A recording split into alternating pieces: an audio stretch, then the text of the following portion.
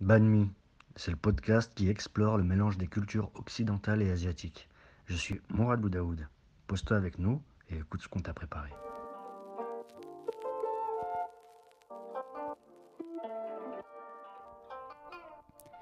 Banh Mi, c'est le podcast qui explore le mélange des cultures occidentales et asiatiques. Banh Mi Podcast se déguste sur le pouce, entre amis ou en famille, à toute heure de la journée, pour partager un bon moment et échanger sur des parcours de vie inspirants liés à l'Asie. Banh Mi est un podcast créé et réalisé par Linda Nguyen et je vous retrouve tous les jeudis pour un nouvel épisode.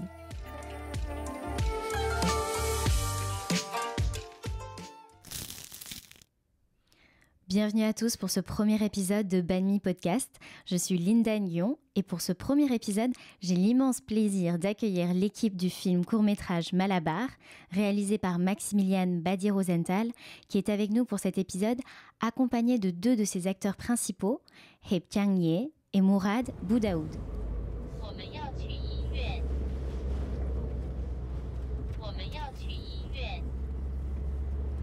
Je crois qu'il perd connaissance là. Peut-être qu'il n'est pas chinois. Monsieur, vous, hôpital, d'accord? Hôpital. Monsieur, vous, Cambodgien? Thaïlande? Vietnam? Vietnam. Alors Malabar, c'est l'histoire de deux jeunes, Mourad et Harrison, qui font la rencontre accidentelle de Marcel, un retraité vietnamien. Déjà, bonjour à tous. Bonjour. Bonjour. Comment vous allez ? Ça va? Très bien. Ça va. Et toi? Ça va très bien. Déjà, merci à vous trois d'être venus jusqu'à nous pour cet échange. Alors moi, j'ai eu la chance d'assister à la première projection de Malabar en octobre dernier au CGR des Lilas, juste avant l'annonce du premier couvre-feu. Et pour son premier festival, un mois après la première, Malabar a reçu le prix du meilleur scénario et le prix du jury à Génération Court. Le film a été sélectionné pour le Festival international du court-métrage de Clermont-Ferrand, qui a eu lieu le 31 janvier. Il a été aussi sélectionné par Télérama parmi ses 6 coups de cœur. Et Harrison Paya, qui n'a pas pu venir pour l'enregistrement, qui est le 3e acteur du film, a reçu le prix Adami d'interprétation masculine. Donc Malabar sera diffusé sur France 2 le 7 février et le court-métrage sera disponible en replay jusqu'au 28 février, toujours sur France 2. Déjà, bravo à Malabar, à toi Maximilian, aux acteurs et à toute l'équipe qui a apporté le projet et la production Don Quichotte. Moi, j'avais regardé Ong Wai, ton premier court-métrage qui veut dire grand-père en vietnamien. Et il avait déjà remporté en 2019 le prix du jury au Champs-Élysées Film Festival et il a été diffusé sur Canal+. Donc 2019-2020, 2 années, 2 films, 2 prix du jury. C'est assez impressionnant. Donc de Ong Wai à Malabar, il y a ce fil conducteur du grand-père dans tes films. Et moi, j'avais été bousculée par la justesse du décor du grand-père vietnamien, la relation du grand-père et de son petit-fils. Et dans Malabar, donc dans ton second court-métrage, tu reprends le rôle du grand-père qui fait la rencontre accidentelle de Mourad et Harrison. Déjà, Maximilien, est-ce que tu peux te présenter et nous dire quelques mots sur Ong Wai et la naissance du film Malabar? Bien, bonjour à tous encore. Je suis Maximilian, du coup, le jeune auteur des courts-métrages Ong Wai et Malabar. Je vais commencer par Ong Wai, du coup, qui s'inspirait beaucoup de ce que j'avais vécu avec mon grand-père. Et comme il était âgé, j'ai fait appel à un acteur qui n'avait jamais joué auparavant, Marcel Jacques, que j'ai rencontré par pure coïncidence en allant au travail en face d'un bar. Et il avait accepté de jouer, de jouer mon grand-père, le rôle du grand-père dans Ong Wai. Puis voilà, après, il y avait aussi Eli Pen qui a joué le jeune, qui jouait mon rôle, entre guillemets. Ok, donc du coup, en fait, c'est l'histoire de toi et ton grand-père que tu as retranscrit dans ouais, Ong Wai. C'est ça. Et Eli, qu'on retrouve d'ailleurs dans Malabar, Ouais. pour un petit rôle. Et en fait, Ong Wai, c'était un tournage un peu fou. Mourad était présent. J'étais assez pudique d'ailleurs de montrer, enfin de parler un peu de mes origines déjà et de présenter Marcel à l'équipe du film. Mais on avait commencé à faire des repérages chez lui avec Marianne Tardieu qui était à l'image et Yacine Knia qui avait produit le film et le courant est très vite passé. Et en fait, ça s'est fait chez lui un peu spontanément. La rencontre elle s'est faite à la sortie d'un métro devant un bar. Ouais. Tu lui as proposé le rôle et tout de Ouais. suite après, vous êtes allé chez lui. Comment ça s'est fait, quoi? En fait, je l'ai rencontré pendant 2 mois dans ce bar où on prenait des cafés, on discutait, on a vraiment fait connaissance pour qu'aussi il ait confiance. Et il m'a proposé lui-même en fait d'aller le voir chez lui. Ouais, c'est ça. Et j'avais déjà fait un aller chez lui tout seul dans un premier temps. Et c'est après que je suis venu avec Yacine et Marianne pour faire des tests. Je crois qu'il y avait Ellie même à l'époque. Et c'était assez... le courant est passé. Et c'est ce qui m'a rassuré. On ne savait pas si Marcel pouvait vraiment jouer parce que de lui dire de jouer, c'était compliqué. Il n'avait pas encore cette notion. Et finalement, on a fait le pari. Et au moment du tournage, et Mourad pourra vous le confirmer, c'était un excellent acteur. D'accord. Et pour Malabar, du coup, je me suis vraiment inspiré de Marcel Jacques. Donc en fait, même si j'ai fait 2 courts-métrages avec 2 grands-pères vietnamiens, mais ce sont 2 grands-pères différents. Dans Nguai, c'était une représentation de mon grand-père. Et dans Malabar, je m'inspirais vraiment de l'acteur Marcel Jacques. Et malheureusement, Marcel Jacques est décédé en décembre dernier.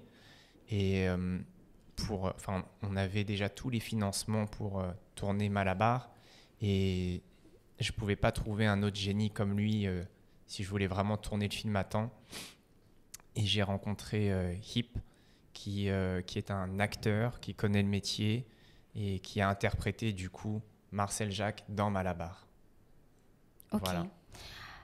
C'est beau de voir un peu le fil conducteur de Nguai à Malabar et de l'histoire de Marcel, du coup. Toi, Mourad, il me semble que tu étais déjà sur le tournage de Nguai, sur le premier court-métrage. Déjà, est-ce que tu peux te présenter et puis nous dire un peu comment tu as vécu le tournage de Nguai et cette rencontre en fait, avec Marcel qui a inspiré Malabar? Alors, Mourad Boudaoud, comédien dans Malabar. Sur Nguai, c'était un tournage assez particulier. Parce que Max, moi, je l'ai connu par le biais de Yacine Knia, qui a produit le film. Et je suis venu en aide à Yacine et Maximilian.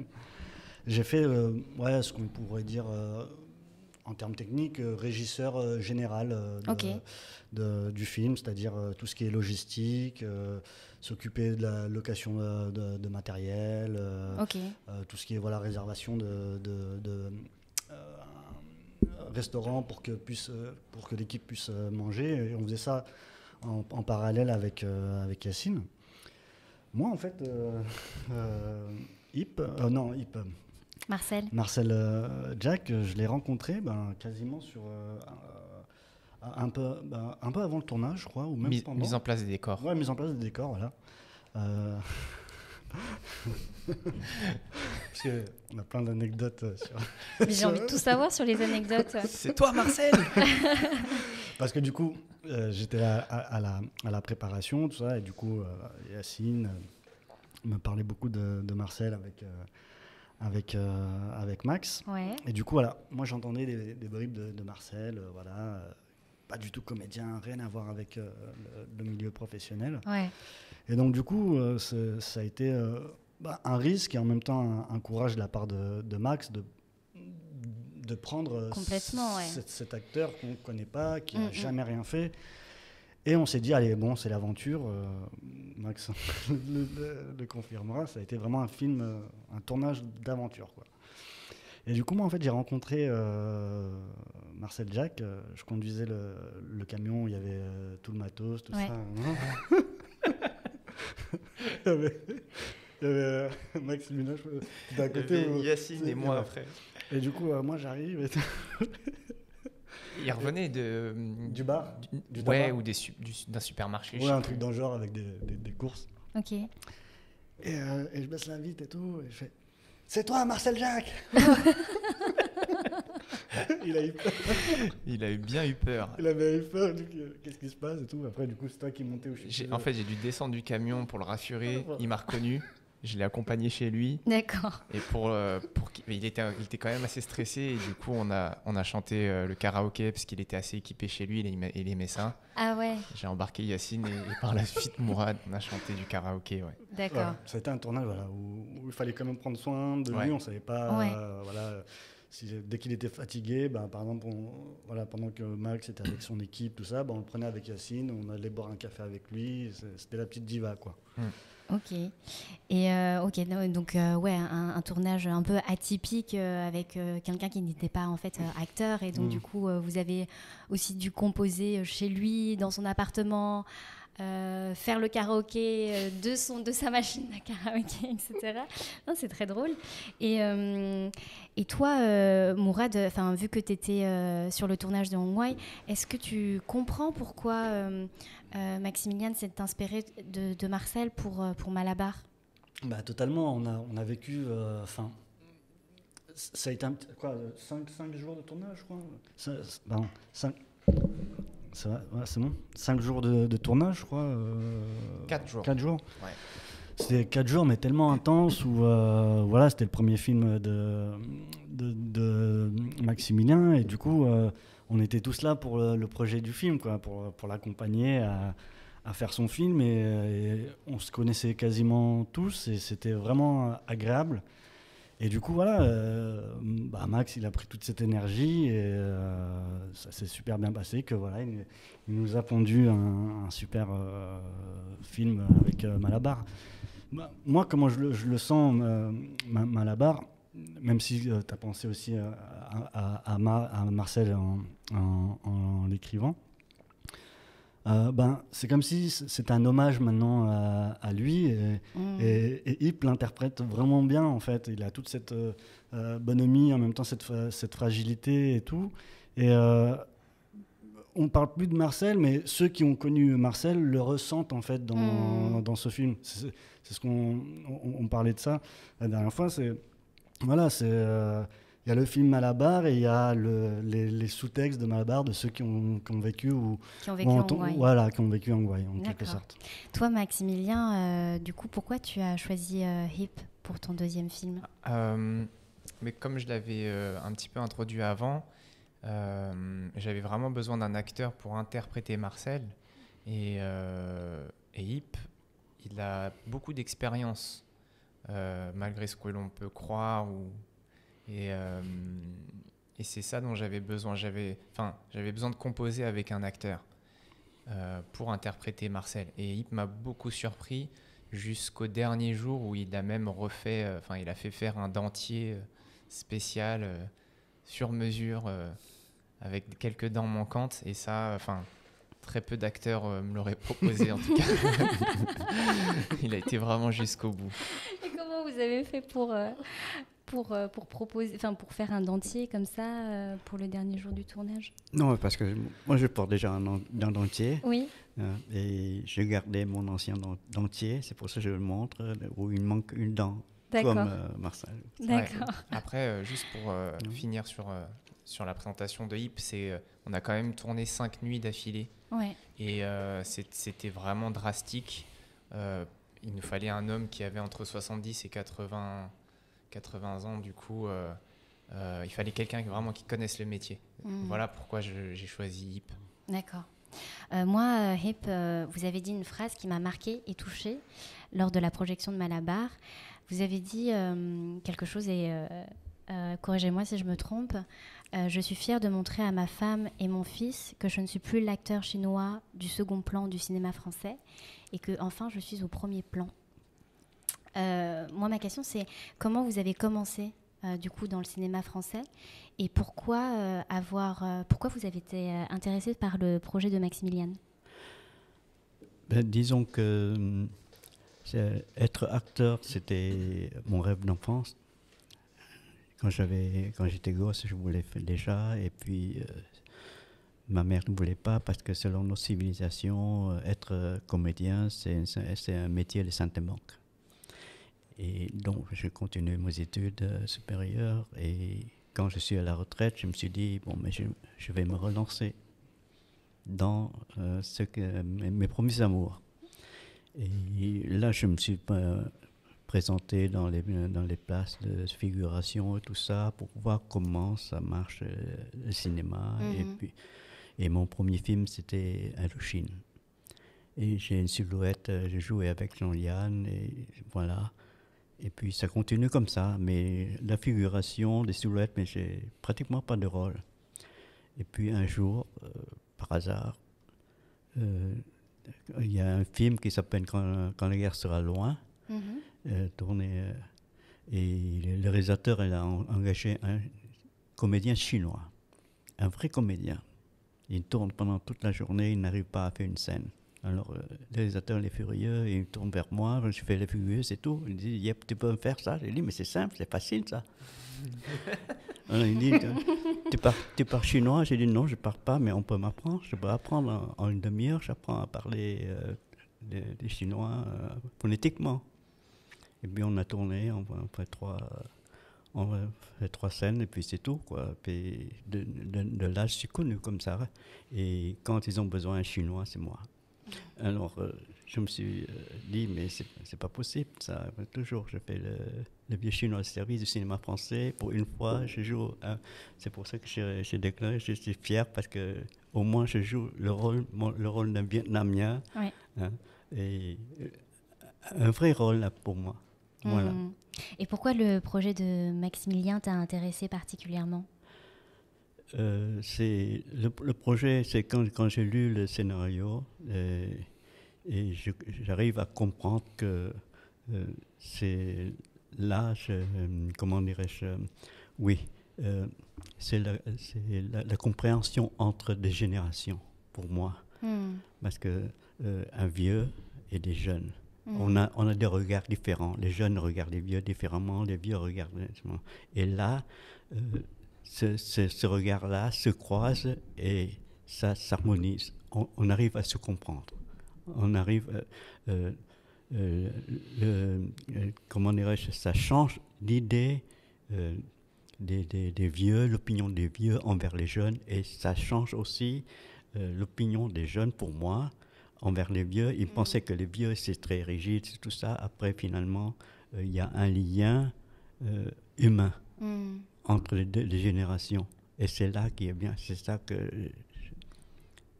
qui vous a porté et qui a fait que vous avez accepté le rôle. Oui. D'accord. On ne va pas en dire plus. De toute façon, le film Malabar va être diffusé sur France 2 donc le 7 février. Vous pourrez le regarder sur vos écrans. Mais oui, effectivement, moi, c'est ce que j'ai ressenti aussi. C'est vraiment d'élargir notre champ de vision et d'éprouver un peu plus d'empathie, que ce soit les jeunes envers les vieux et vice-versa, comme vous l'avez dit. Vous avez joué aux côtés de Jean Reno, Christian Clavier dans On ne choisit pas sa famille, Éric Judor, Monica Bellucci, Guillaume Canet dans Platane, Qu'est-ce qu'on a fait au bon Dieu, Le bal des actrices de Mai Wen. Et moi, je voulais savoir de vos années d'expérience et de jeu dans le cinéma français. Est-ce que vous sentez que les représentations asiatiques à l'écran ont changé? C'est difficile à dire parce que comment dirais-je, c'est pratiquement les places des comédiens asiatiques dans les films français, c'est pratiquement c'est comme un divertissement pour moi. Il y a pas vraiment un rôle, comment dirais-je, la place d'un asiatique. Je m'excuse du mot, je passe de l'asiatique en France. Pratiquement dans les films, il n'y en a pas. Ça n'existe pas. Et c'est avec Malabar, je crois que c'est là, on place au moins les différentes ethnies qui vivaient en France, qui arrivent à se comprendre. Ils ont leur place. Tandis que dans le temps, il n'y en a pas. Hein. C'est pour, comment dirais-je, pour divertir le film, c'est tout, pour moi. Donc là, quand même, c'est en train de changer, et on le voit avec Malabar, du coup, comme vous le dites. Toi, Mourad, on t'a vu récemment dans le film La Daronne, avec Isabelle Huppert. Comment tu vois la diversité culturelle évoluer en France à l'écran ? Parce que ça fait, on va dire, 10 ans que tu es dans le cinéma français. Il y a des choses qu'on fait maintenant, aujourd'hui, en 2020, qu'on ne pouvait pas faire en 2010. Comment tu as vu les choses évoluer dans le cinéma ? Déjà, il y a de plus en plus, on va dire, de minorités, effectivement, dans le cinéma français. Mais après, tout dépend, si on va dans le détail. Ça va crescendo. C'est... comme par vague d'immigration, j'ai l'impression. Au début, c'était les Arabes. Et du coup, il y avait des personnages un peu caricaturaux et tout ça. Et après, il y a eu de plus en plus de films avec des Français d'origine maghrébine où on parle de choses un peu plus universelles, même s'il y a encore du travail à faire là-dessus. Après, il y a eu les Noirs, où encore, il y a beaucoup de travail encore à faire, où là, on en voit de plus en plus, parce que, c'est comme je disais, c'est crescendo. Et les Asiatiques, comme dit Yip, qui sont en fait quasi inexistantes. Et c'est une triste réalité, où les personnages sont plutôt caricaturaux, où on prend un Asiate pour faire l'Asiate de service, avec tous les clichés qu'on peut avoir sur l'Asiate, qui ne vit pas comme s'il ne vivait pas en France, comme si c'était un primo arrivant, alors que les vagues d'immigration asiates, africaines ou nord-africaines, il y en a eu pas beaucoup, et du coup il y a des premières générations qui sont nées en France. Du coup, en fait, par rapport au cinéma français, ça évolue petit à petit, mais je pense qu'il y a encore du boulot à faire sur les histoires sur les histoires à raconter, et ne plus essentialiser les communautés et rendre ça de manière universelle, en fait. Ouais, d'essayer de normaliser en fait tous les visages français qui nous représentent, quoi. Je comprends.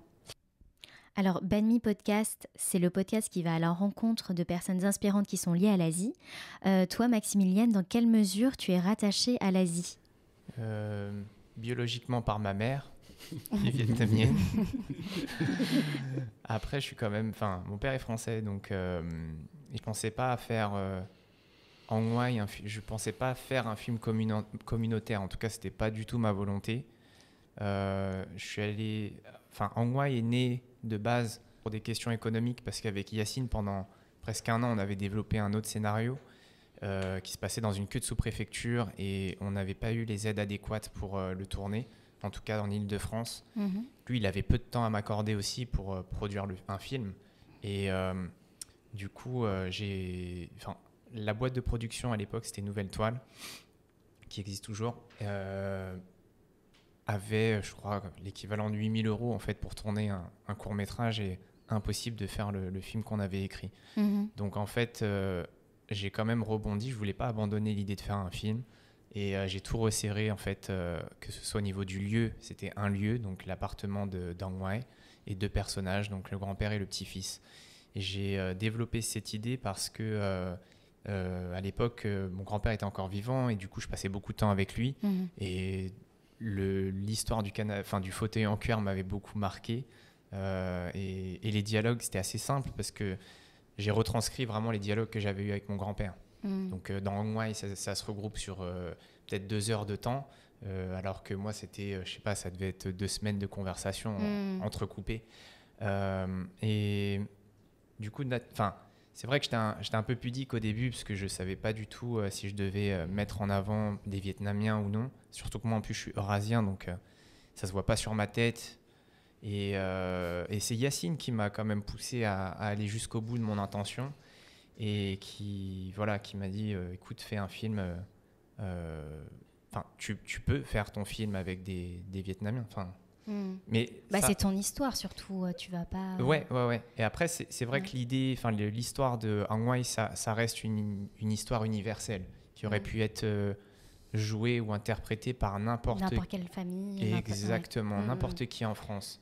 Donc, je pense que c'est peut-être la base de je dirais en fait, j'ai un peu du mal moi avec le fait d'appuyer nos origines en fait, ou de devoir les appuyer. Mais ça, c'est très courant aujourd'hui.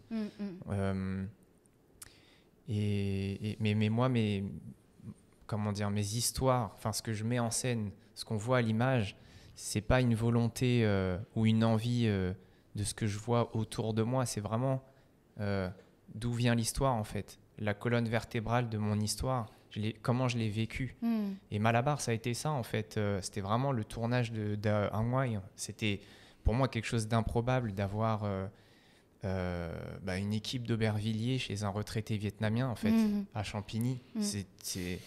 Même le tournage en lui-même, il nous a tous émus, Marcel. Et c'est ça en fait que j'ai retenu de Malabar. Et c'est ce que je voulais revoir en fait à l'écran, peut-être même revivre sur le tournage inconsciemment. Et l'idée même de Malabar est née pendant je crois que c'était la post-production de Hang Wai. Au montage, j'ai dit à Yacine, tiens, imagine Marcel qui se fait percuter accidentellement par c'était Mourad et Harrison. Et c'est venu comme ça en fait. C'était venu comme ça, et drôle, il a réfléchi, il m'a dit c'est pas mal. Et en fait l'idée elle est restée 1 an dans ma tête, et voilà, j'ai quand même j'avais envie de faire ce film. Ok, donc je comprends bien que ton but premier, c'était pas du tout de mettre en avant tes origines ou une action communautaire, etc. C'est vraiment ton histoire personnelle, et il s'avère que ton grand-père est vietnamien, donc ça s'est fait comme ça, quoi. Et vous, Hip, à votre avis, comme c'est un podcast qui parle de parcours qui sont liés à l'Asie, à votre avis, quelles sont les richesses culturelles asiatiques, l'héritage que votre génération, à vous, a apporté à vos enfants et petits-enfants qui ont grandi en France? Moi, je vais malgré mes 55 ans en France, je garde toujours une certaine idée de la culture vietnamienne, surtout. Et c'est tous les... Comment dirais-je, qu'est-ce que je peux dire? C'est-à-dire, quand ma mère m'avait enseigné, j'étais orphelin, je vivais avec ma mère, c'est tout, quoi. Et quand on se promène dans la rue, par exemple, ma mère disait, regarde toujours vers le bas. Je dis, pourquoi? Elle disait, si tu regardes vers le bas, tu vois des gens plus malheureux que toi. Tu es orphelin, mais il y a des gens plus malheureux que toi, et tu te sens bien à l'aise. Secondo, un autre sentiment que je pense c'est que ma mère disait toujours aussi, c'est que quand tu rentres, c'est une proverbe vietnamienne aussi, quand tu rentres dans une rivière, il ne faut jamais essayer de nager en contre-courant. Tu seras noyé. C'est pour ça que je vis comme un Français, je pensais à la vietnamienne et en français en même temps, mais je n'essaie pas d'aller contre-courant. Et le troisième enseignement que ma mère m'a appris, c'est aussi que quand tu manges les fruits d'un arbre, il faut toujours essayer de faire fructifier cet arbre-là. Parce que si tu manges ces fruits et tu ne t'occupes pas de l'arbre, un jour tu n'auras plus de fruits à manger. Voilà. C'est ce que vous avez transmis du coup transmis toujours à mes enfants. À vos enfants. D'accord, c'est très beau. Est-ce que vous avez cette phrase en vietnamien que votre mère vous disait? Oui, par exemple, c'est en vietnamien, tous les Vietnamiens doivent connaître ça aussi. Ăn trái nhớ kẻ trồng cây. C'est-à-dire que tu manges l'arbre il faut penser à celui qui a planté l'arbre et s'occuper de l'arbre. Et comment dirais-je là non, mais ça ne me revient pas. Hein, excusez-moi. Non, mais c'est très bien, merci. Merci beaucoup pour cette générosité et ce partage. Mourad, toi, est-ce que tu as des liens avec l'Asie ou la culture asiatique ? Bah oui. La culture asiatique a toujours fait partie intégrante de ma vie. Depuis, Comment tu as été influencé par la culture asiatique par les mangas, déjà. Depuis tout petit. Dragon Ball Z, Ken le Survivant, Nicky Larson, en français City Hunter. Toute la génération Club Dorothée. Exactement, merci Club Dorothée, qui a importé la culture asiatique, en tout cas japonaise, du coup, la culture du manga. Et après, il y a tous les films de Bruce Lee, Jackie Chan. On était friands de ça. Et voilà, les films de combat. Et après... j'ai fait du judo, j'ai fait de l'aïkido. Enfin voilà, c'est une culture qui est énormément ancrée en banlieue en fait, dans la culture urbaine, des quartiers populaires, des cités, peu importe comment on les appelle. Et oui, c'est une culture qui est pas du tout inconnue en fait. Et, j'ai grandi avec, il y a toujours eu un pote d'origine laotienne, cambodgienne. Après, plus tard, vu que c'est une autre immigration aussi chinoise ou viette, mais oui, ça a toujours fait partie intégrante de ta vie, c'est ça. Et aujourd'hui, encore plus avec Malabar. Exactement. Maximilian, Hongway a remporté des prix et a été diffusé sur Canal+. Malabar vient de sortir et a déjà remporté 2 prix et il va être diffusé sur France 2. Je l'avais dit déjà en début de podcast. Comment tes films qui ont une identité quand même asiatique, même si c'est pas quelque chose que tu prônes, arrivent à parler aux professionnels du cinéma et à un public de plus en plus réceptif, comme Hip par exemple, qui se retrouve au premier plan des écrans aujourd'hui avec ce film. Mais je pourrais pas répondre à la place des professionnels du cinéma. Toi, t'as fait une école de cinéma ? Quel était ton parcours en fait J'ai pas fait d'école de cinéma. J'ai fait une licence de chinois. Ok. Et donc j'avais vécu en Chine à peu près 2 ans. Et quand je suis revenu, là-bas j'avais fait figuration dans un film chinois qui n'a jamais vu le jour. J'étais barman. Et c'était un gros budget en plus. Je savais pas ça. J'avais nœud papillon et tout. Mais non. On peut voir les images. Et j'ai le DVD. Mais non. Je veux le voir. Mais... il faut le DVD. Non, je pense qu'il sortira jamais de chez moi. Mais par contre, d'être sur le tournage, je me suis dit, j'ai vraiment envie de faire ça en fait. Ouais. Et c'est en rentrant en France où je me suis dit, il faut... j'étais vraiment déterminé. Je ne pourrais pas expliquer vraiment ce qu'il y a... C'est quelque chose que je voulais faire depuis longtemps, mais voilà. Et donc, en fait, je vais faire assez vite, mais j'ai eu la chance de tomber sur le numéro d'Hakim Zouani pour lui demander... c'était une interview d'Yacine à la base qui m'avait motivé. Qui est ce monsieur ? Yacine Knia, qui a produit Hongway, oui. Et qui est un jeune auteur. Enfin, non. Si, il est jeune en âge, mais du coup, il avait déjà une bonne longueur d'avance. Il avait fait Croquer. Et il avait réalisé Molly, que j'ai connu après. Mais du coup, Fait Croquer, j'avais lu une interview.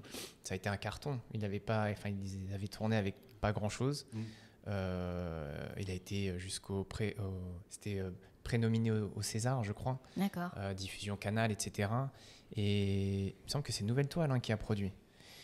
Donc Nouvelle Toile dont il a fait partie, dont il a été producteur aussi, avec Hakim Zouani. Ouais. Vas-y. Non, mais ça, parce qu'elle demandait qui est Hakim Zouani. Ouais. Du coup, avec Hakim Zouani et Karine May.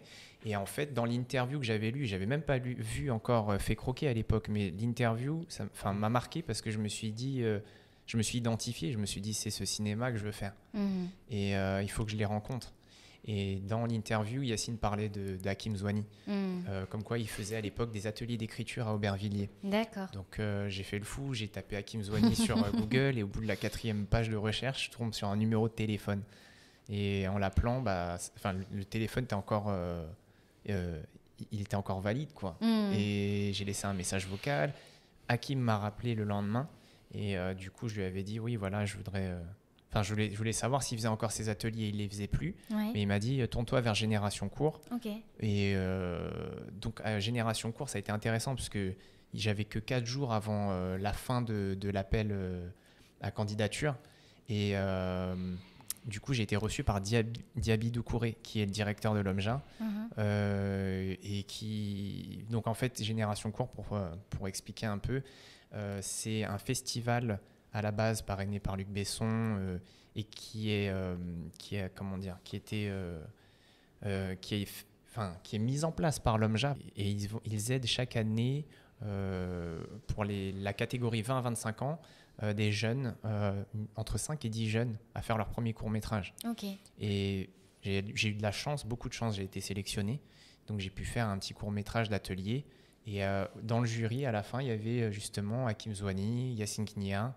Donc je les ai un peu retrouvés un an après et ils cherchaient à produire un jeune, entre autres. Et j'ai eu de la chance que Yacine ait produit du coup Angwai par la suite. Ok. Et je pense que j'ai pas répondu à la question, mais... C'était quoi la question déjà? Mais je sais même plus que... Ouais. Donc en fait, non, enfin si, ça y est, ça revient. Toutes ces personnes-là, et Marianne Tardieu aussi, parce qu'elle était à l'image de Angwai, elle était prof aussi au sein de l'OMJA. Du coup, ce sont des personnes qui m'ont beaucoup influencé sur le cinéma que je fais aujourd'hui, en fait. Donc, je ne peux pas dire pourquoi les professionnels apprécient le film, enfin, s'ils l'apprécient. Mais en tout cas, les personnes que j'ai citées là, durant mon parcours ont eu un rôle essentiel dans le cinéma que je fais aujourd'hui. Ok. Et je les remercie d'ailleurs. Aujourd'hui, c'est une question pour vous trois. Hein. On est submergé de plus en plus par des contenus sur des différentes plateformes de vidéos à la demande, de streaming. Est-ce que malgré cette évolution vers la consommation de masse, il reste encore des places pour les contenus de qualité, des bons réalisateurs, des bons acteurs, des bonnes boîtes de production? C'est une question un peu ouverte. Mourad, est-ce que tu peux répondre? Comme tu dis, c'est une question un peu ouverte et assez large du coup. Qualité ou pas, tout dépend en fait ce que tu regardes. Dans toutes les plateformes, en tout cas pour moi, déjà je regarde pas tout, mais tu peux toujours trouver ton compte en fait. Tu peux toujours tomber sur des séries de qualité, comme des séries assez nazes entre guillemets. Après, la question, j'imagine, c'est par rapport au cinéma, si les plateformes vont remplacer les cinémas ou pas. Mais moi, on en parlait tout à l'heure avec Maximilien, je pense pas que le cinéma sera amené à disparaître ou pas, parce que ça, c'est à part en fait. Et de toute façon, maintenant, par rapport à toute cette crise de Covid et tout, le fait que les cinémas sont fermés et tout, à un moment donné, ça va réouvrir. Et en ce moment, il y a plein de projets en développement. Les auteurs, ils écrivent, ils n'ont pas besoin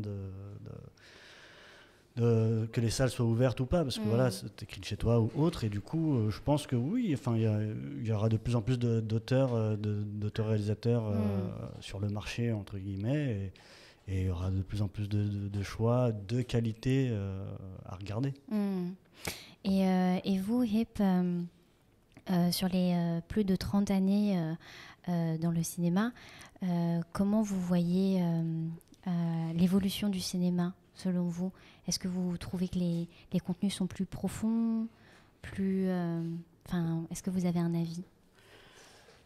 Disons que, parce que depuis 3 ans, c'est depuis 2016, j'ai pratiquement quitté le cinéma. Je ne m'occupais plus parce que je fais du théâtre. D'accord. Hein, on était engagé faire une pièce qui s'appelle Saigon. Et on voyage à travers le monde. Donc Saigon de Caroline Nguyen. De Caroline Nguyen, Mm. oui. Et du coup, je suis complètement coupé du cinéma, en quelque sorte. Entre deux, j'ai la chance d'être choisi de jouer dans un film canadien. On m'a demandé, pendant que je joue à Odéon, on m'a demandé si tu veux tourner dans un film. J'ai dit oui, c'est au Vietnam. Je suis parti une semaine là-bas. D'accord. Tourner. Et ce film-là, ça m'a beaucoup touché parce qu'on parle de la relation entre une famille canadienne avec des Vietnamiens. Et la famille canadienne a adopté une fille, la fille elle est décédée et le couple est rentré au Vietnam pour chercher l'origine de la famille de la fille. Et moi, je joue un concierge que je les accueille à Hanoï pour les faire promener, je fais le traducteur. Mm. Le film, c'est 14 jours, 12 nuits, c'est ça? 14 jours, 12 nuits. Et ça, c'est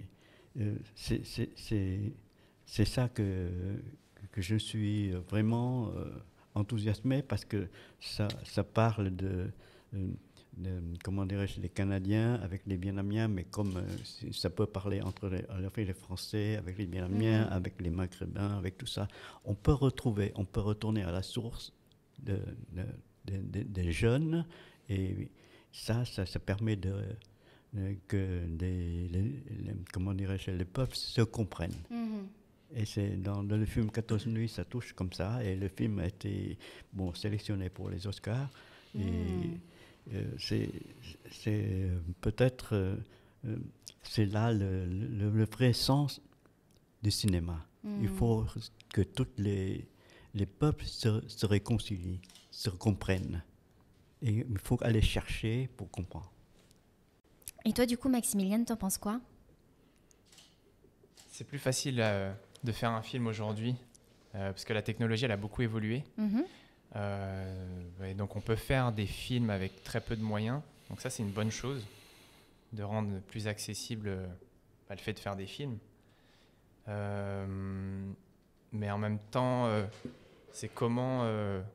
on le voit même, je sais pas si on peut citer Netflix ou d'autres plateformes, mais la qualité, elle est très inégale, en fait. Il y a du très bon, il y a du bon et il y a du vraiment moins bon.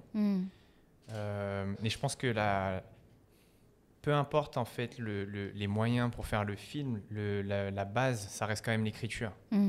Et moi, j'y crois dur comme fer, quoi. Je crois que j'ai mis 2 ans à écrire Malabar. Donc, c'est ça que je pense, c'est l'écriture qui fera la différence, en fait, dans les projets, et peu importe le support. Ok, merci. Et moi, je pense qu'on ne peut pas passer à côté du film Parasite, premier film asiatique qui a remporté les Oscars en 2019, du meilleur film étranger et du meilleur film. C'est une question pour vous trois. En quoi pensez-vous que l'Asie influence le cinéma et la culture occidentale aujourd'hui? Hip? Je m'excuse pour ça, je ne peux pas répondre parce que là, comme j'ai dit, pendant 3 ans, je suis vraiment coupé du cinéma. Alors, je ne peux pas répondre. Je laisse la réponse aux jeunes parce qu'ils ont plus de temps de suivre. Toi, Mourad, t'en penses quoi? Est-ce que tu penses que l'Asie influence le cinéma et la culture occidentale?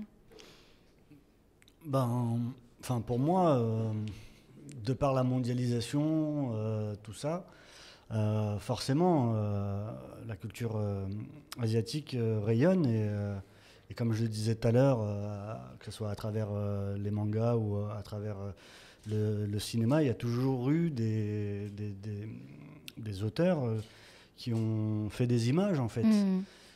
Ça a toujours existé. Bah oui. Mais on les voit de plus en plus quand même. En France, oui, oui, forcément, mais il y a toujours eu un cinéma asiatique, que ce soit japonais, que ce soit coréen, voilà, là, c'est tombé sur Parasite et c'est amplement mérité. C'est pas quelque chose qui est nouveau pour moi, en fait. Ça a toujours influencé de par... sans pour autant... comment dire, c'est une influence de par ces auteurs, en fait. C'est pas forcément culturel ou autre, mais il y a toujours, voilà, que ce soit Akira Kurosawa ou ne serait-ce les films comme Old Boy. Enfin, il y a toujours eu, on a toujours été friands de ces œuvres-là, en fait. Voilà, enfin... Ouais, pour toi, ça a toujours été là. Et toi, Maximilian ? Ouais, mais c'est bien que tu cites Kurosawa, parce que je trouve que... Enfin, je pense que c'est pas un phénomène qui date d'aujourd'hui. Bah ouais, les 7 samouraïs avaient été repris par les Américains. À cette époque-là, il y avait aussi Sergio Leone qui s'inspirait beaucoup de Kurosawa. Enfin, c'était enfin, ça date pas d'hier, en fait. Maintenant, voilà... Je pense que Parasite, encore une fois, ça dépasse le cadre de le film asiatique. C'est parce qu'il parlait vraiment, je pense, des inégalités dans le film et qui est un message très fort aujourd'hui parce les inégalités sont de plus en plus creusées depuis ces 10 dernières années, on l'a vu. Et je pense que c'est vraiment ça qui a mis Parasite en avant plus que le film asiatique. Oui, bien entendu. Mais peut-être qu'avant, il n'y aurait pas eu cette récompense... Pardon, 1, 2, 3. Qu'il n'y aurait pas eu cette récompense là, parce que justement, ça a été fait par un Coréen. Si ça avait été fait par un Américain, peut-être que la récompense, elle aurait eu lieu. Et aujourd'hui, c'est ça ma question, en fait. Est-ce que les gens sont plus ouverts à récompenser, en fait, des films qui sont faits par des Asiatiques ? T'as cité Old Boy, c'était en 2003. Old Boy a eu le prix du jury à Cannes. Donc, ouais, ça date. Enfin, c'est pas nouveau, encore une fois. Et si le film est bon, il est récompensé. Enfin, voilà, on parle de Kurosawa, il a remporté je sais pas combien de prix. C'est un grand maître japonais en termes de cinéma. Enfin, il y a toujours eu des cinéastes asiatiques qui ont rayonné mondialement parlant, quoi. Ou ne serait-ce, comme il s'appelle, celui qui a fait Une affaire de famille. Koreeda. Ouais. C'est pas nous, enfin... Ouais, avant Koreeda, il y avait Ozu. Oui, exact, ouais. C'est pas exactement le même cinéma, mais ça y ressemble. Oui. Donc du coup, ce que vous dites, c'est que ça a toujours été... le cinéma a toujours été influencé par l'Asie. C'est pas du tout quelque chose de nouveau pour vous, quoi. Maximilian, tu veux rajouter quelque chose ? Je te vois réfléchir. Ouais, je pense que ça va plus loin que ça. L'âge d'or du cinéma coréen, c'était vraiment le début des années 2000. Et par la suite, je crois que c'était... Je sais plus en quelle année. Je sais que le gouvernement donnait beaucoup d'argent, en fait, aux auteurs pour faire des films. C'est pour ça qu'il y a eu une explosion, en fait, des films, des très bons films coréens. Il y a eu de l'exportation, etc. On le voit aujourd'hui dans la musique aussi, avec le K-pop.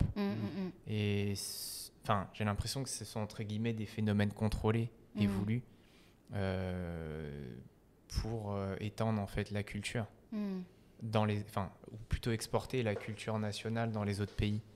À l'époque, nous, on avait les mangas avec le Japon. Je pense que la Corée a mis le paquet dans le cinéma et la musique. Probablement dans d'autres domaines que je ne connais pas bien pour en parler, mais je pense pas que ce soit le cinéma qui soit prêt à accueillir des films de telle nationalité. C'est plus... C'est juste un effet de mondialisation, en fait, qui fait qu'on a de plus en plus accès à... Ouais. Je pense que c'est surtout la qualité des films aussi qui... encore une fois, de l'écriture, je dirais, qui prime. En tout cas, c'est encore le cas dans le cinéma. Ok. Alors là, vous avez cité des réalisateurs coréens, japonais. Est-ce que vous avez des modèles d'inspiration qui vous ont un peu accompagné sur votre parcours, toi, Mourad, par exemple ? Moi, je vais parler d'un auteur, un mangaka, qui est Eiichiro Oda, qui est l'auteur du manga One Piece, qui m'inspire énormément, de par son histoire, comment il a réussi à faire éditer l'œuvre de One Piece, qui est, je le rappelle, un personnage Luffy au chapeau de paille, qui est un petit gringalet paysan et qui a un rêve, c'est celui de devenir le roi des pirates. Et en fait, ce manga, qui est une ode à la liberté, au voyage, moi en tout cas je le prends comme ça, il a transmis en fait sa volonté.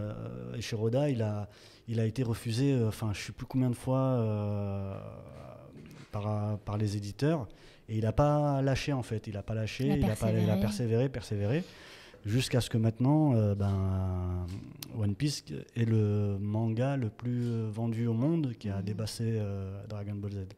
Donc oui, c'est quelqu'un qui m'inspire beaucoup, en tout cas pour la communauté asiatique. Et en France, voilà, c'est l'acteur Gérard Depardieu. Pourquoi il t'inspire, Gérard ? C'est toujours ce rapport à la liberté. J'ai l'impression que c'est quelqu'un d'assez libre. Et en plus d'être un monument du cinéma français en tant que comédien. Il a expérimenté beaucoup de choses, il bouge, il m'inspire un sentiment de liberté. Voilà. T'as joué avec lui aussi ?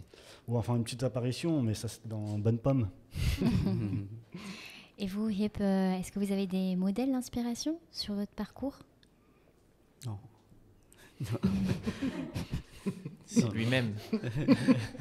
Il a son propre exemple. Non, c'est ce que...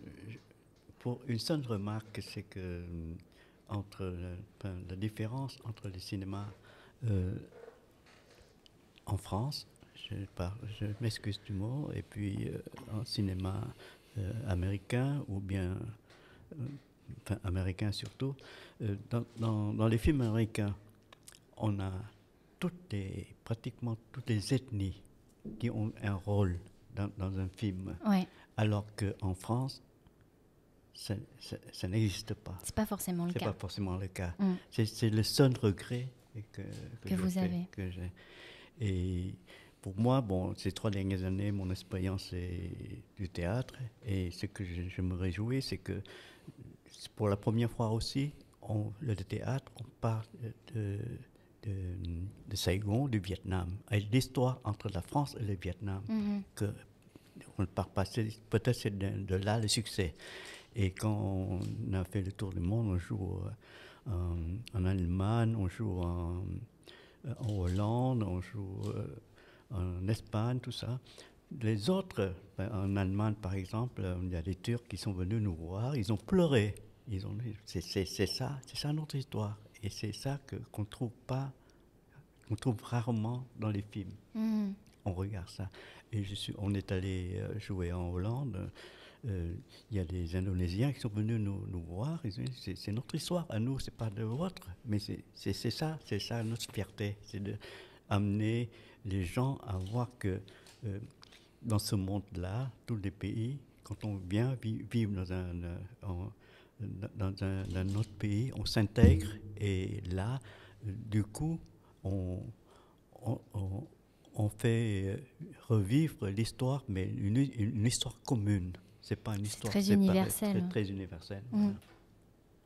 Merci. Toi, Maximilian, tu as des modèles d'inspiration ?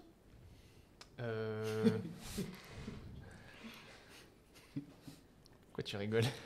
Yacine Knia. C'est vrai qu'on a beaucoup entendu Yacine pendant ce podcast. Oui. Avant, j'aimais bien citer les grands réals et tout. Maintenant, je préfère rester les pieds sur terre et garder les gens qui m'entourent. En tout cas, qui m'ont aidé à avancer. Mais je les ai cités tout à l'heure, d'ailleurs. Je peux les reciter. Yacine Knia.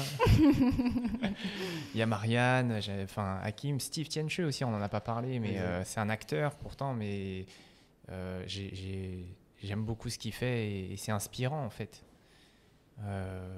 Voilà, j'ai pas... Après, oui, il y a des auteurs dont j'aime bien voir les films. Après, est-ce que... je peux pas trop me comparer ou leur dire oui, c'est mon modèle, puisque chacun a sa voix en fait. Et est-ce que vous, à l'inverse, est-ce que vous avez des conseils à donner à la jeune génération qui veulent faire du cinéma? C'est encore jeune. Toi, Mourad? De ne pas abandonner, de croire en ses rêves. Et, persévérer. Oui. Comme on dit, le cinéma, c'est un sport de riches. Il faut beaucoup de patience, surtout au moment du développement, tout ça. Et pas abandonner, parce que surtout la phase d'écriture, tu es rempli de doutes, parfois tu crois à ton histoire, parfois tu n'y crois pas. Ouais, persévérer et continuer, quoi. Et vous, Yip? Pour moi, je reviens parce que mes sentiments, c'est au film Malabar, c'est la dernière scène. Ah, on ne peut pas dire la dernière scène parce que certains ne l'ont pas vue, mais quel est votre sentiment par rapport à cette dernière scène? Le regard, le regard des jeunes et le vieux qui se croisent et se comprennent. Voilà, c'est tout ce monde-là que je préfère voir tout le temps. Merci, c'est un très bon spoiler teasing de Yip. Du coup, il faut voir le film Malabar, je le rappelle, diffusé sur France 2 le 7 février. Yes. Toi, Maximilian, tu as des conseils à donner à la jeune génération qui veut faire du cinéma? Un peu comme moi, hein. Faut s'accrocher. Je pense que tu es un modèle d'inspiration quand même, parce que tu as un métier à côté d'être réalisateur, d'écrire, d'être scénariste, etc. Enfin, tu fais ça vraiment, enfin, tu es dans le cinéma, mais pas complètement à 100% parce que tu as ton métier à côté. Donc, tu es autodidacte, tu as fait 2 films qui ont remporté des prix. Enfin, je pense qu'il y en a beaucoup qui aimeraient bien faire comme toi. Et mis à part persévérer, qu'est-ce que tu aurais d'autre à donner comme conseil? Un conseil concret serait peut-être même si les jeunes qui veulent faire du cinéma sont en Île-de-France, d'aller à Génération Court. Pourquoi pas déjà? C'est un bon début ou de voir il y a aussi d'autres on va dire d'autres organismes qui proposent des aides pour faire des premiers films ou même juste écrire un scénario. Qu'est-ce qui me vient en tête? Jindou. Il n'y a pas que à Paris aussi, mais et de creuser, de chercher. Internet, c'est une source de... Comme toi, quand tu as trouvé le numéro sur Google. d'Hakim. Faites vos recherches sur Google et persévérez. C'est ça. Exactement. Ok. Quelle est votre actualité en ce moment? Alors toi, Mourad, tu as joué dans La Daronne avec Isabelle Huppert. Qu'est-ce que tu fais en ce moment? En ce moment, rien. En ce moment, tranquille. Ouais. Est-ce que le Covid a touché les tournages ou le fait de toi de passer des castings pour des rôles, etc. Est-ce que ça a impacté le cinéma? Oui, énormément. Ouais. Énormément. Heureusement que je suis intermittent du spectacle, comme on dit. Donc, du coup, je perçois une allocation et c'est ce qui me permet de vivre. Mais, est-ce que tu as des projets en cours? En février, j'ai un laboratoire au 104 à Stalingrad avec un comédien qui s'appelle Olivier Martin Salvant. Mais c'est un laboratoire c'est de la recherche autour de la période du Moyen-Âge où il veut explorer les différents personnages entre la France, la Méditerranée. Voilà. Bon, je ne sais pas ce que ça va donner, mais il m'a proposé ça il n'y a pas longtemps. Et, du coup, je dis, d'accord. On y va, quoi. Ok, super. Et vous, Yip? Le Covid m'a fait beaucoup de mal. D'abord, la pièce qu'on joue, est arrêtée complètement, c'est fini. Oui, parce que vous jouiez dans la pièce Saigon, qui a dû s'arrêter en fait en 2020, c'est ça? En 2020, en mars, on joue en Australie et puis c'est arrêté complètement. Et depuis, c'est fini, parce qu'on a perdu une comédienne aussi. Peut-être à cause du Covid, on ne sait pas encore. Mais Et sinon, dans le cinéma, ça me fait beaucoup de mal aussi parce que, étant âgé, j'ai 79 ans, et quand je fais des castings, je fais des candidatures, on fait des castings, on dit oui, t'es bon, on va te le prendre. Et puis le producteur disait non, il a plus de 75 ans, on ne peut pas prendre de risques. Et là, ça fait 3-4 films, on m'a refusé. Voilà. Et pourtant, Hip a tenu 5 jours de tournage de nuit. Et je tiens à préciser que Hip a ramené une potion magique aujourd'hui pour le podcast, parce qu'en fait, je l'ai eu au téléphone 2 jours avant, et il m'a parlé de cette potion magique.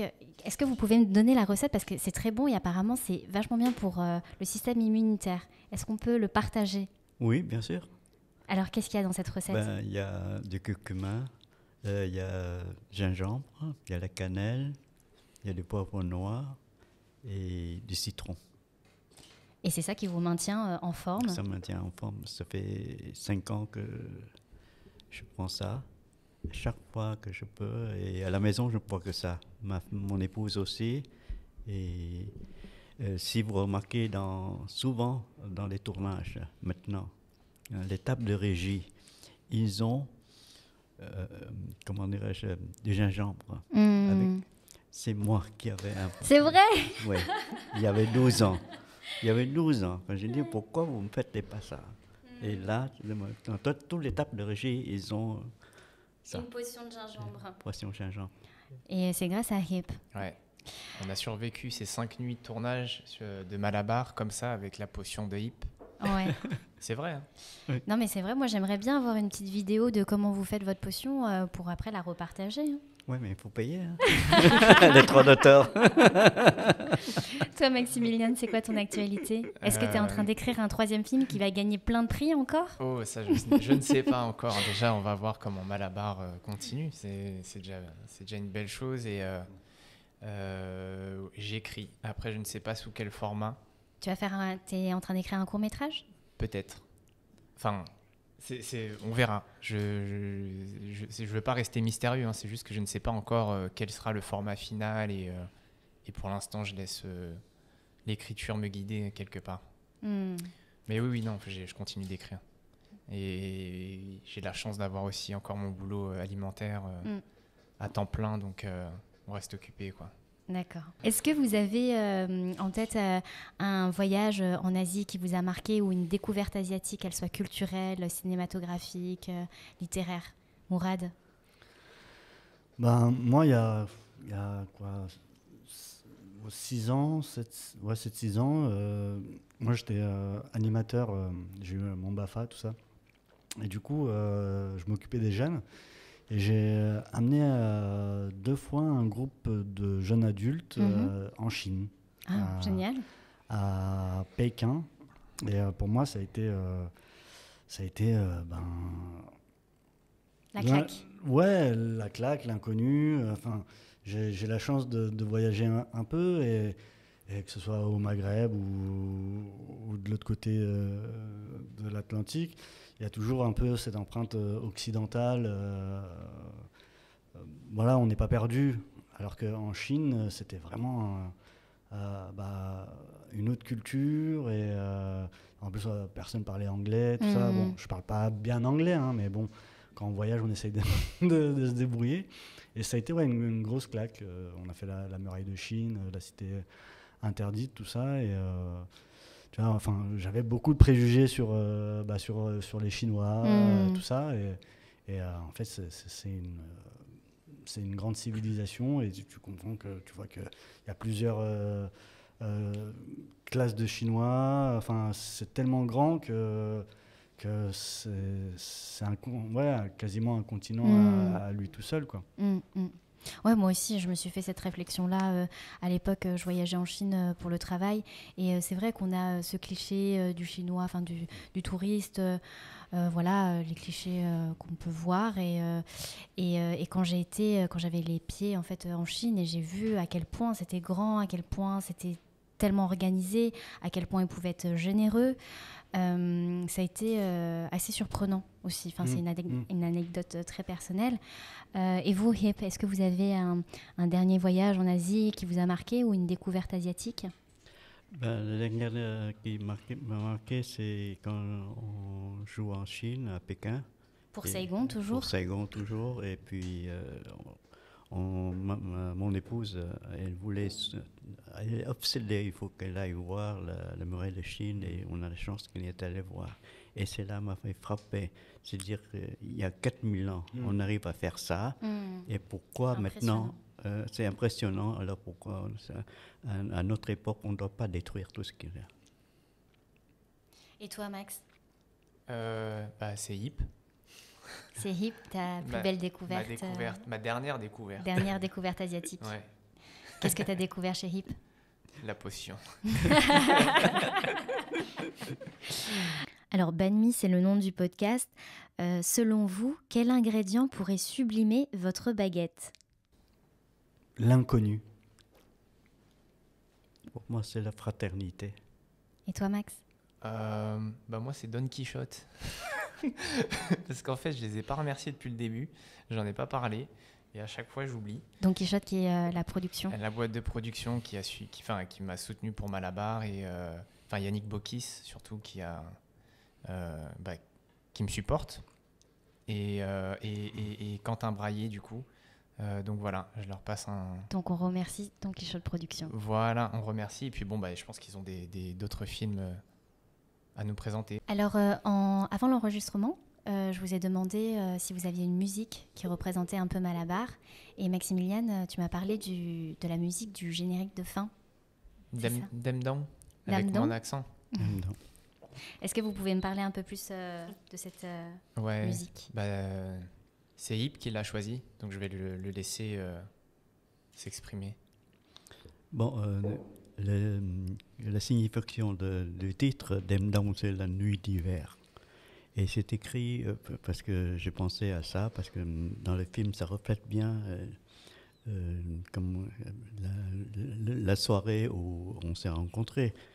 Et en plus, c'est un jeune auteur qui est décédé à 24 ans, dans les années 40, je crois. Et cette musique-là, ça accompagne vraiment tous les Vietnamiens partout dans le monde. Déjà, on est touché par la situation de l'auteur, mais aussi par le sens de la musique. C'est pour ça que quand Mars m'a demandé, je lui propose cette musique-là, et c'était très bien. Pour moi, ça convient bien au film. Je ne sais pas qu'est-ce qu'il en pense. À la projection, dès que le film est terminé, ma mère est venue me voir, elle m'a dit « Mais qui a choisi la musique ?» Et je lui ai dit « C'est Hip, va le voir, c'est le monsieur là-bas, c'est la star là-bas. » Et en off, avant qu'on enregistre l'émission, tu nous as chanté un peu Demdang en français avec ta traduction à toi. Est-ce que tu peux nous faire le premier couplet? Oui, mais cette musique, ça m'inspirait parce que, étant un expatrié comme tout le monde, et puis je vis en France depuis 50 ans, c'est pour ça que j'ai écrit les paroles, pas avec les paroles à lui, mais ça a le même sens, quoi.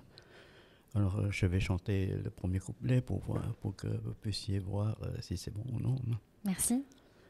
Le vieil homme passe toute la nuit à regarder les étoiles, espérant dans son pays, y a quelqu'un qui pense à lui. Et la dame aux yeux si tristes, qui ne voulait jamais sourire, car elle sait qu'elle doit mourir loin de la terre où elle est née. Je veux chanter pour ceux qui sont loin de chez eux, qui ont dans leurs yeux quelque chose qui fait mal. Je veux chanter pour tous ces exilés, quand je pense à eux, ça me fait mal. Merci beaucoup, Hip. Merci encore à tous les trois d'être venus jusqu'à moi pour Banmi Podcast, pour ce premier épisode, et d'avoir partagé ce moment ensemble, Hip, Mourad et Maximilian. Merci à toi. Merci à toi, Linda. Et je vous souhaite que de belles choses pour 2021 avec Malabar et avec vos projets. Et peut-être qu'on se retrouvera bientôt, Maximilian, pour ton troisième film. On verra. Merci à tous. Merci. Merci.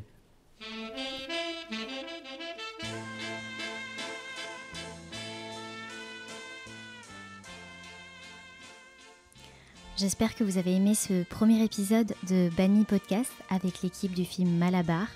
Vous pouvez visionner le court-métrage Malabar sur le replay de France 2 jusqu'au 28 février.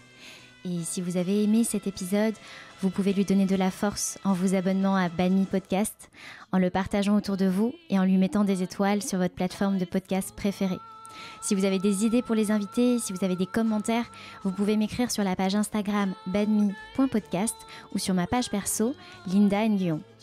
Merci pour votre écoute, pour le partage, les bonnes ondes et à bientôt pour les prochains épisodes.